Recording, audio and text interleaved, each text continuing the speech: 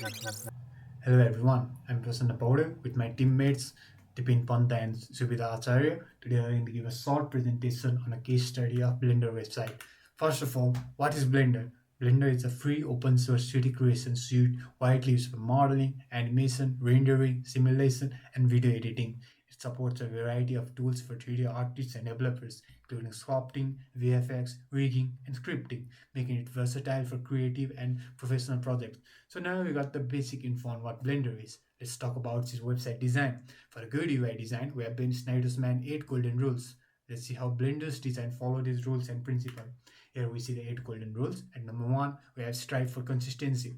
Blender's website maintains a consistent, clean design across its sections, whether you are downloading the software, reading the documentation, exploring tutorials. The visual hierarchy is uniform, guiding users effortlessly. At number 2, seek universal usability. Frequent visitors can quickly access downloads, updates, or community forums via prominent links on the homepage. Developers and artists benefit from readily accessible build logs and quick links to GitHub. Number 3, we have offer informative feedback. The site provides clear feedback when users perform actions such as downloading Blender, with progress bars or prompts to explore tutorials after download. Number 4, we have design dialogues to yield closure. Completion of download or registration flows include follow-up options such as documentation, tutorials, or joining the community, offering a sense of closure.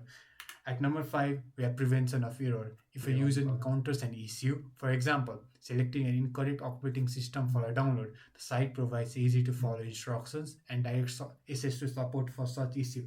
At number 6, permit easy reversal of actions. Blender's website allows users to revisit or change their downloads, navigate back easily, and toggle between software versions without starting from scratch. Number 7, support internal locus of control. The website empowers users by offering multiple ways to get involved, whether through downloading Blender, contributing to the community, accessing creative resources like add-ons and tutorials. At number 8, one of the most important rules, it is short-term memory load. Blender's website simplifies navigation with clear sections for software, community, and learning. Its prominent search bar and structured documentation eliminate the need for users to memorize where the resources are located.